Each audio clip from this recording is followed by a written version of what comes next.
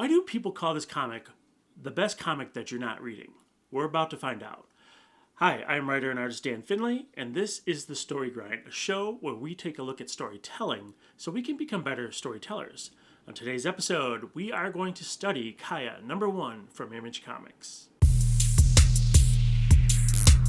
The Story Grind is brought to you by the stories that I make. Get one of my digital mini comics for free when you join the newsletter and get monthly updates on my writing journey. If you want to see more of my work, check out my novels on Amazon and my comics on Gumroad. Links are below. Don't forget to like and subscribe to the channel. Your support means a lot, especially to a small channel like this. Alright, here are the credits for Kaya #1. It is 30 pages long. Now, usually I open this up with a look at the first scene, but we have a bit of storytelling on the cover here. So the series does something interesting in that every issue does a little bit of a blurb on the cover. And that's something I've never seen before. What's really nice is that it kind of gets you into the story right away. Here's what the cover says. After their village is destroyed, a young girl with a magic arm and a fighting spirit is tasked with delivering her little brother to a faraway safe harbor. There, he is destined to discover the secret to overthrowing the all-powerful empire that destroyed their home. So this is essentially a logline. It establishes the dilemma that these characters will pursue for the rest of the story. Notice how it happened before the real story even starts. That's interesting. I don't see inciting incidents happening off screen very often, but with all inciting incidents that happen really quick or before the story starts, the reader doesn't get a lot of time to understand the character's ordinary world, nor do we get a lot of time to know the characters. So it's kind of a trade-off, getting to know the characters versus starting in the middle of the action. I think Kaya is a really nice example of how the creative team gets the reader caught up with the characters while still delivering action and plot. Okay, scene 1, 8 pages long.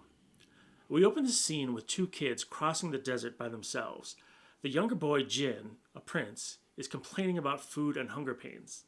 The elder sister, Kaya, says that they are on their way to a trading post and will have food soon.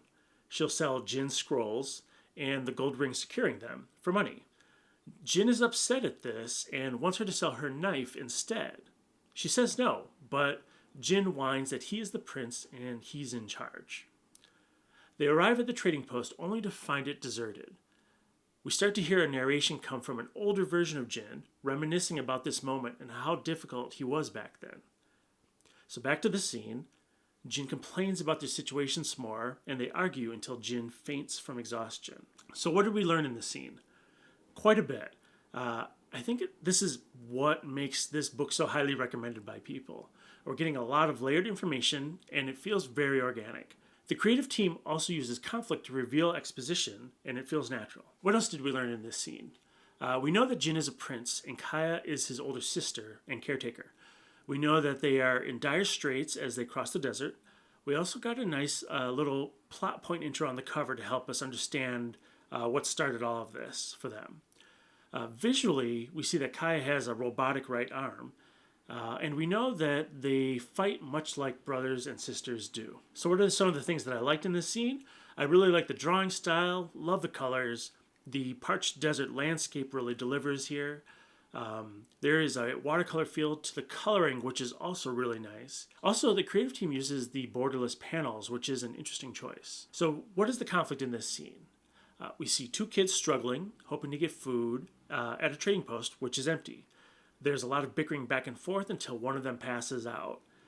So we've got them in like moderate to good health to worse health. So let's just say positive to negative. Scene 2, 11 pages long. A scree sound effect alerts Kaya that someone is coming.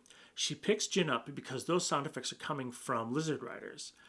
Jin, in his weak state, says that he thought lizard riders were her friends, but Kaya replies with, only the nice ones. Kaya watches the two lizard riders from the cover of an abandoned hut.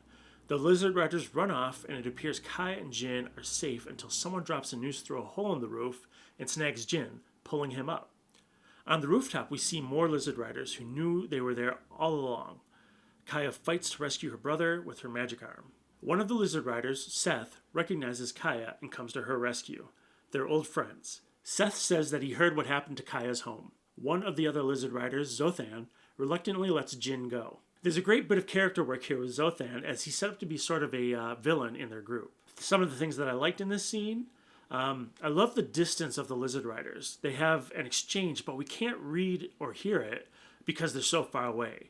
That's something I'm really going to have to use for my own work at some point. There were some really great action scenes that were very well composed in this scene. There's also a great moment here where Seth asks Kaya where her uncle is, and she replies with a silent panel. So it was really a nice use of the silent panel. So let's look at the conflict in this scene. We've got Kaya and Jin going from being under threat to finding an ally.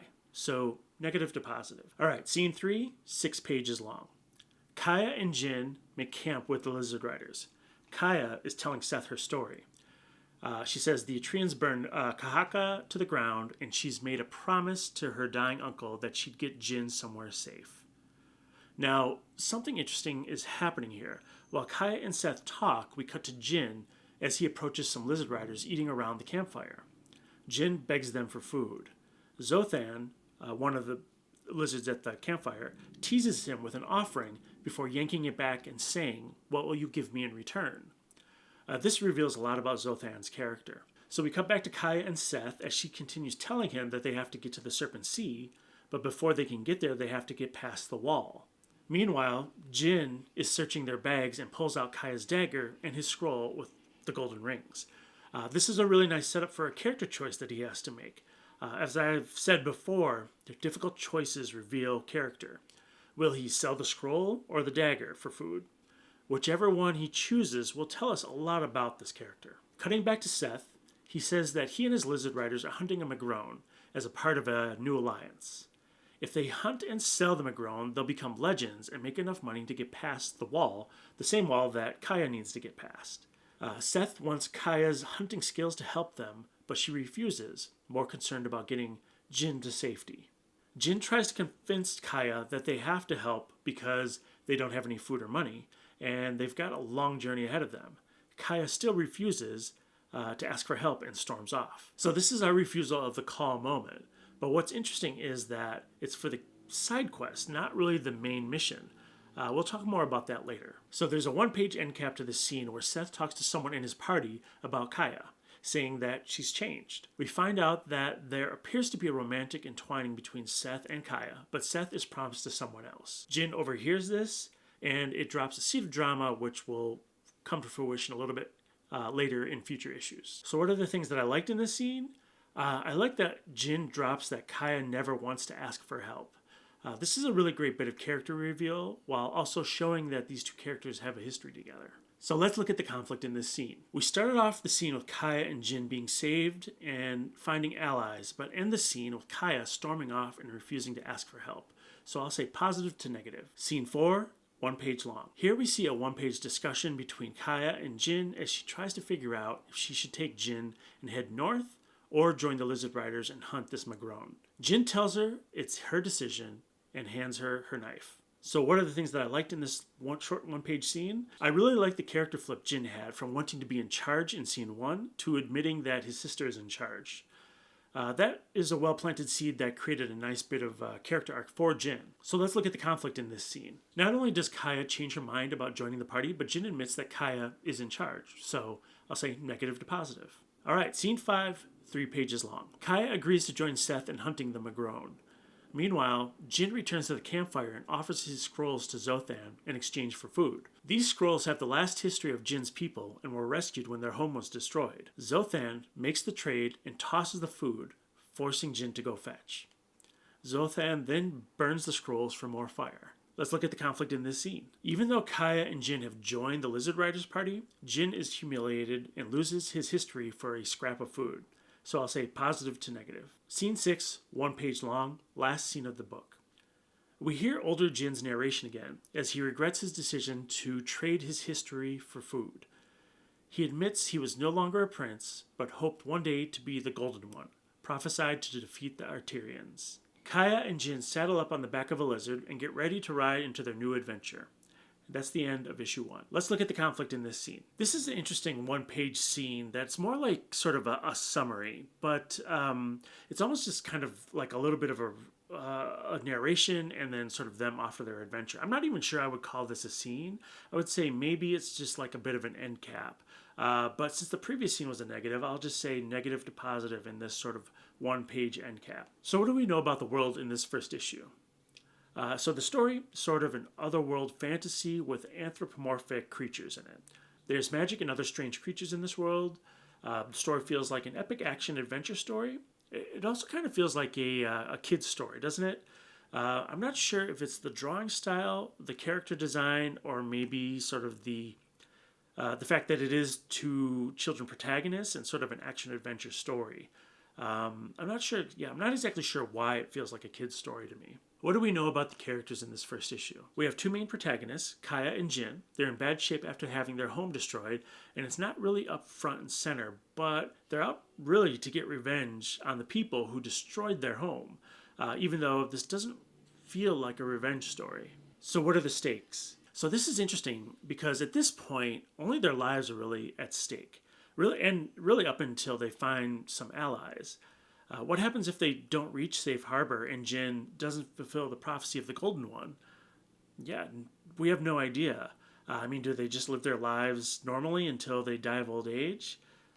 So it's sort of strange. We don't really have stakes at this point in the story, which is kind of strange. So what are the points of empathy for these characters?